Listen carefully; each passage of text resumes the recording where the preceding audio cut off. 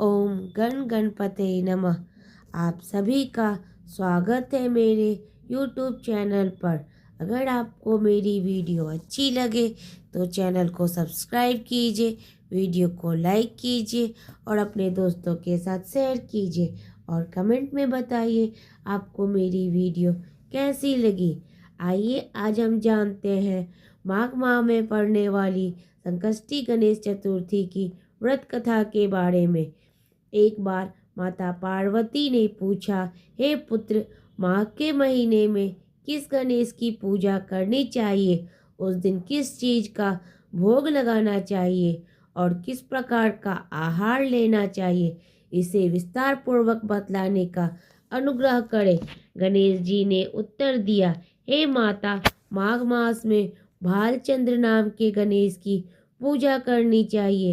हे माते, इस दिन तिल के 10 लड्डू बनावे, 5 लड्डू देवता को अर्पित करें और बाकी 5 बचे लड्डू ब्राह्मणों को दान कर दे। साथ ही ब्राह्मण की श्रद्धा पूर्वक पूजा करें और उन्हें दक्षिणा दे। इसके बाद स्वयं भी तिल के 10 लड्डुओं का भोजन करें। इसके बारे में मैं आपको राजा हरिश्चंद्र की कथा सुनाता हूँ। सतयुग में हरिश्चंद्र नाम के एक यशस्वी राजा हुए थे। वे क्षत्रिय धर्म में चतुर, सज्जन स्वभाव, सत्यवक्ता और विद्वान ब्राह्मणों के आराधक थे। हे माता, उनके राज्य में अधर्म का नाम तक नहीं था। कोई भी व्यक्ति गरीब, लूला, लंगड़ा अथवा दुखी नहीं था। सभी व्यक्ति रोग रहित एवं दीर्घायु होते थे। उनके राज्य में ऋषि शर्मा नाम के एक तपस्वी ब्राह्मण रहते थे। एक पुत्र को प्राप्त करने के पश्चात उनका स्वर्गवास हो गया। पुत्र का पालन पोषण उनकी धर्मपत्नी करने लगी। भिक्षा मांगकर वह विधवा ब्राह्मणी पुत्र का भरण पोषण करती थी। उस ब्राह्मणी ने माघ महीने की संकष्टी चतुर्थी का व्रत किया। वह सदैव गोबर से गणपति जी की मूर्ति बनाकर उनका पूजन किया करती थी। हे माते, भिक्षा मांगकर ही उसने तिल के 10 लड्डू बनाए। इसी के मध्य उसका पुत्र गणेश जी की प्रतिमा अपने गले में बांधकर कहीं खेलने चला गया। तब एक चांडाल कुम्हार ने उस ब्राह्मणी के 5 साल के बालक को जबरदस्ती पकड़कर अपने आवा में बैठाकर उस आवे को बंद कर दिया और मिट्टी के बर्तनों को पकाने हेतु उसमें अग्नि दे दी। बच्चे की माता जब अपने बालक को ढूंढने लगी तब उसके न मिलने पर वह बहुत दुखी हुई। वह ब्राह्मणी रोती बिलखती हुई गणेश जी की प्रार्थना करने लगी, हे गणेश जी, हाथी के समान मुख वाले विशालकाय, आप मुझ पर दुखियारी की रक्षा कीजिए। हे लंबोदर, हे विनायक, हे 4 भुजाओं वाले, हे मस्तक पर चंद्रमा को धारण करने वाले, हे दयावंत, मैं पुत्र के विरोह में दुखी हूँ, आप मेरी रक्षा करें। इस तरह ब्राह्मण आधी रात तक रोती बिलखती रही।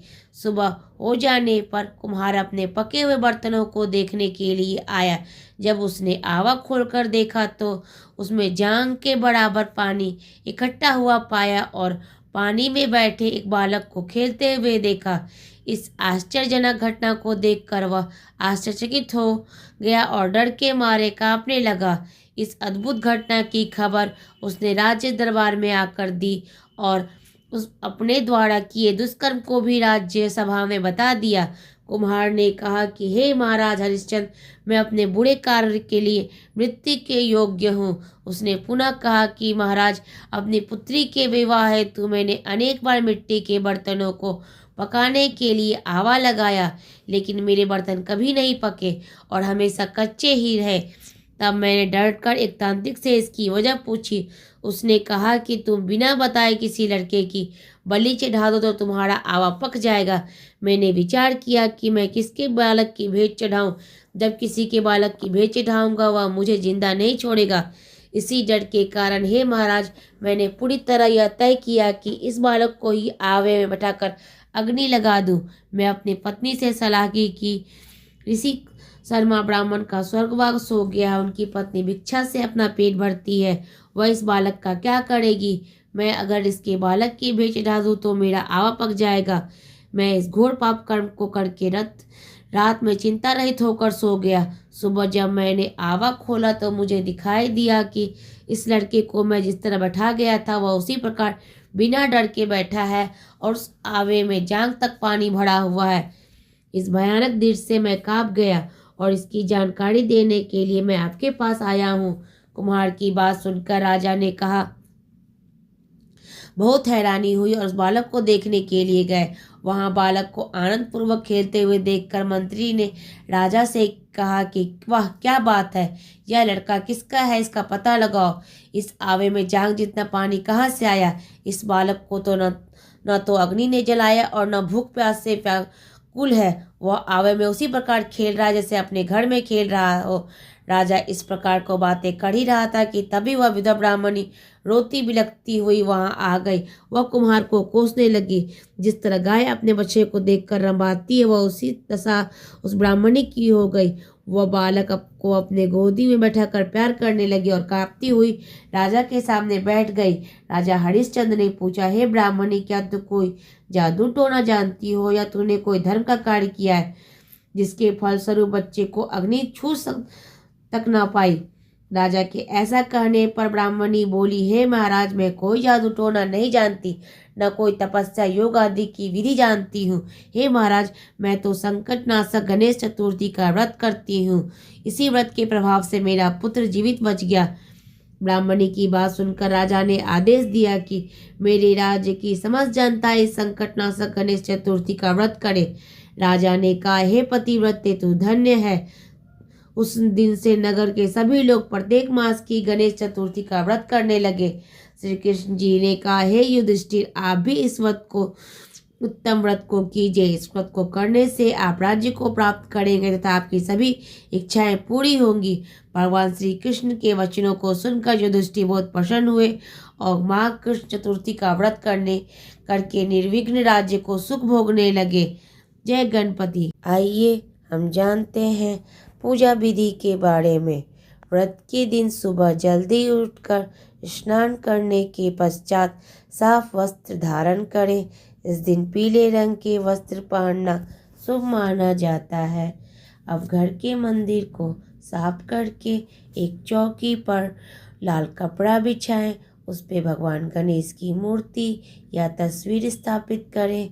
अब चारों ओर गंगा जल का छिड़काव करें। संकट चौथ व्रत के दिन स्नान के बाद सबसे पहले गणपति प्रीतये संकट चतुर्थी व्रत करिष्ये बोलकर व्रत का संकल्प लेना चाहिए। इसके पश्चात भगवान गणेश को फूल, समी के पत्ते, दूर्वा, चंदन, नैवेद्य आदि चढ़ाएं। भगवान गणेश को संकट चौथ के दिन फल, मिठाई और तिल से बनी चीज़ें अवश्य अर्पित करनी चाहिए। अब भगवान के सामने दीपक जलावें, कलश स्थापित करें, पान सुपारी चढ़ावें। दीपक जलाने के बाद ओम गण गणपते नमः मंत्र का जाप अवश्य करें और विधि विधान से गणेश जी की पूजा आरती करें। फिर तिल और गुड़ का प्रसाद चढ़ाएं। शाम के समय चंद्रोदय होने के पश्चात चंद्रमा को दूध से अर्घ्य देकर परिवार के सुख समृद्धि की कामना करनी चाहिए। फिर व्रत का पालन करके सभी में तिल और गुड़ का प्रसाद बांटें। संकट चौथ के दिन विधि विधान से पूजा पाठ करने के बाद व्रत कथा का पाठ अवश्य ही करना चाहिए। इससे भगवान गणेश की कृपा प्राप्त होती है।